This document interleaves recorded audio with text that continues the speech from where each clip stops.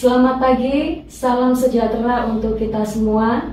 Kembali lagi bersama kami dalam program podcast Suara Dakwah IPARI Kementerian Agama Kabupaten Sidoarjo.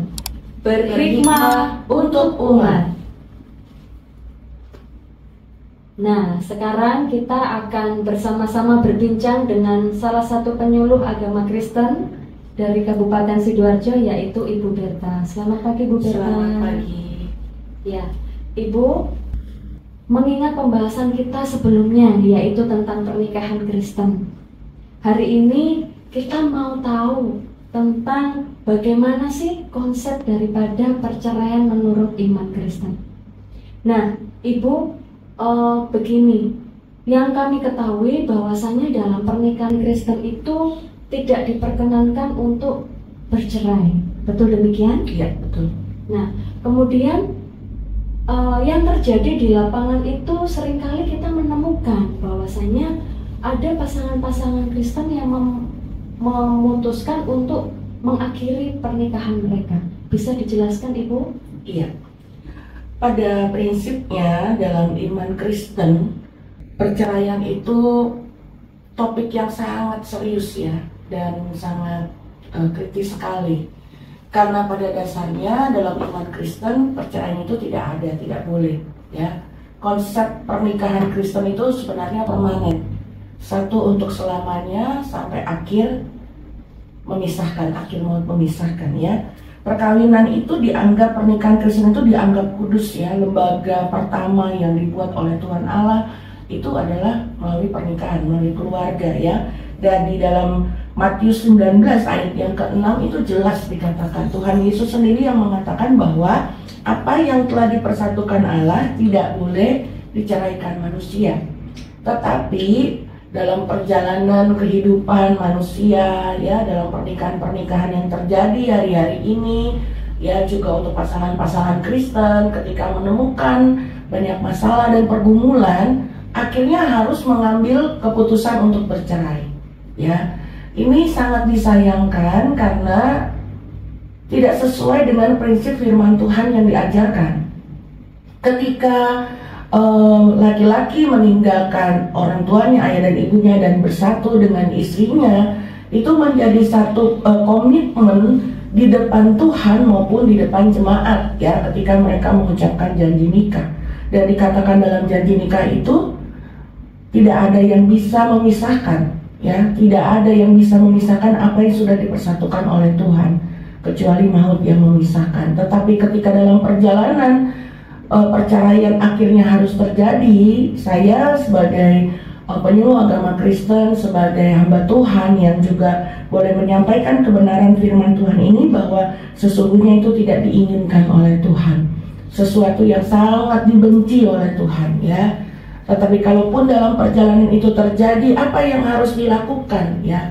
Makanya di awal pernikahan, sebelum terjadi pernikahan itu harus ada bimbingan pranikah yang dilakukan oleh pendeta ya, oleh hamba Tuhan, di mana pasangan itu harus dibimbing dengan sebaik-baiknya, dengan sesungguh-sungguhnya, bahkan dengan sejujur-jujurnya gitu ya. Mereka berdua harus dibawa dalam kondisi yang harus jujur ya, ketika sebelum masuk pernikahan itu, sehingga apapun yang terjadi di depan ketika mereka sudah dalam pernikahan, mereka akan tetap kuat, mereka tidak goyah.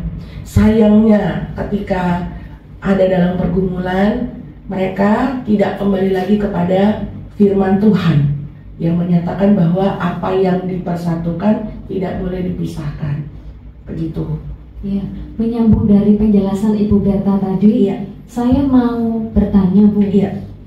Kan tadi Ibu sudah menjelaskan bahwasanya Alkitab melarang terjadinya perceraian. Iya. Nah, tetapi sebelum pernikahan tadi Ibu juga katakan bahwa ada konseling pranikah di mana harus ada keterbukaan antara satu dengan yang lainnya, yang nantinya diharapkan bisa menjadi awal yang baik bagi pernikahan yang akan dilaksanakan. Nah, tetapi demikian, mengapa juga masih kita temukan pasangan-pasangan Kristen yang memutuskan untuk bercerai sekalipun pranikah sudah mereka mendapatkan bimbingan, kemudian tentu dasar-dasar kebenaran firman Tuhan menurut iman Kristen juga sudah mereka dapatkan. Nah, bagaimana untuk menghadapi hal yang demikian? Iya, pada prinsipnya kalau kembali lagi ke firman Tuhan ya, kita harus selalu kembali lagi ke firman Tuhan. Karena pernikahan itu kalau kuat itu harus benar-benar di dalam kebenaran firman Tuhan ya. Firman Tuhan di Matius 19 ayat yang ke-8 itu Tuhan Yesus mengatakan, karena ketegaran hatimulah Musa mengizinkan kamu menceraikan istrimu, tetapi sejak semula tidaklah demikian. Artinya memang karena ketegaran hati manusia sendiri ya, harus akhirnya mengambil pilihan-pilihan untuk bercerai pada akhirnya ya. Ketika kita ada dalam masalah-masalah seperti itu ya, yang paling penting ini adalah kerendahan hati masing-masing pasangan ya. Mau tetap jalan, mau tetap bersatu ya, mau tetap ada dalam pernikahan yang kudus atau tidak gitu. Kalau kita mau kembali kepada kerendahan kerendahan hati kita masing-masing, kita tidak egois ya. Biasanya kan yang terjadi kalau yang selama ini saya hadapi ya, saya dalam bimbingan gitu ya, kebanyakan adalah karena masing-masing punya egoisme masing-masing, egoisme sendiri-sendiri gitu ya, yang tidak bisa disatukan. Oleh karenanya penting pasangan-pasangan Kristen ya itu tidak boleh lepas ya dari yang namanya kebenaran firman Tuhan. Ketika ada masalah yang kecil sekalipun harus diselesaikan dengan sangat baik. Tidak bisa membiarkan masalah kecil-kecil itu dibiarkan ya. Akhirnya semakin membesar dan akhirnya tidak bisa lagi diselesaikan. Oleh karenanya kalaupun ada ya pasangan-pasangan Kristen yang akhirnya mengambil pilihan-pilihan untuk bercerai, itu kembali kepada pilihan masing-masing. Tetapi saya sebagai penyuluh agama Kristen, sebagai hamba Tuhan, saya mau sampaikan bahwa itu tidak sesuai dengan firman Tuhan. Itu diambil karena ketegaran hati manusia masing-masing gitu.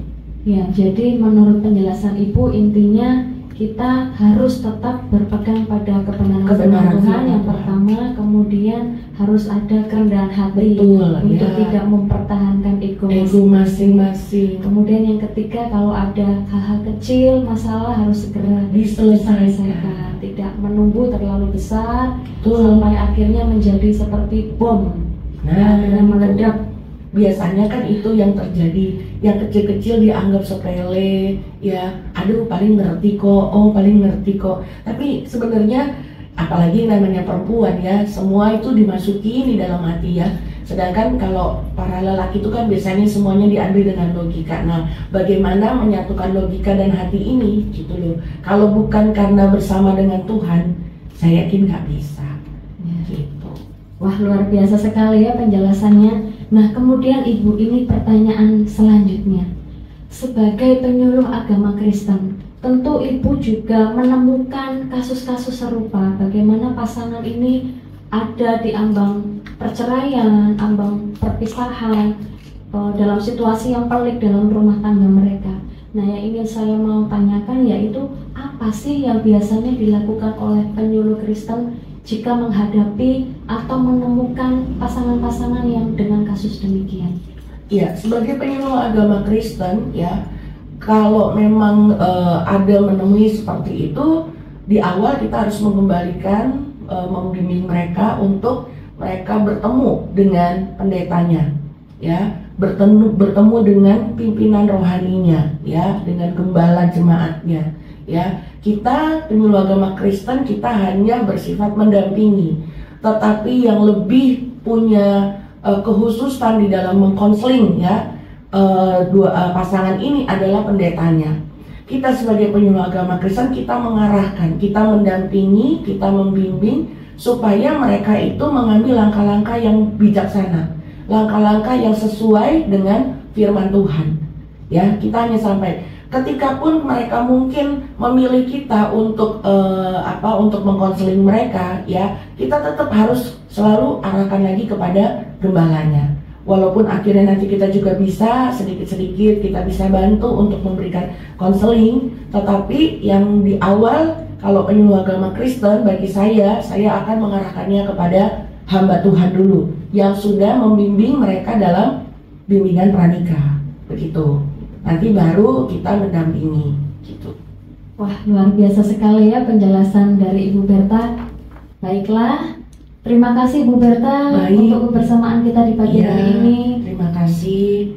Kiranya penjelasan ini bisa menjadi berkat buat saudara-saudara kita, ya, supaya ketika mereka ada dalam pernikahan, dalam pergumulan menghadapi masalah, ya, mereka tidak ambil pilihan untuk bercerai, tapi yang pertama biarlah mereka mau tetap duduk di bawah kaki Tuhan, mereka mau tetap datang kepada Tuhan, dan mereka datang kepada pemimpin rohani mereka untuk berbicara secara pribadi, ya, dan mereka bisa menyelesaikannya dengan sangat baik tanpa harus mengambil pilihan untuk bercerai, karena firman Tuhan katakan Tuhan tidak menginginkan perceraian, pernikahan kudus dan permanen di hadapan Tuhan.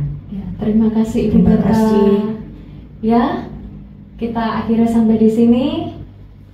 Berhikmah untuk umat. Jangan lupa subscribe, like, komen, dan share channel YouTube Ipari Sidoarjo.